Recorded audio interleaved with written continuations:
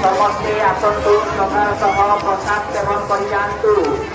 आदि श्री श्री माँ कण्ठई देवीଙ୍କର पवित्र कଣ୍ଟାବିଡ଼ା ଯାତ୍ରାର ଉଦ୍ଯାପନ ଦିବସ।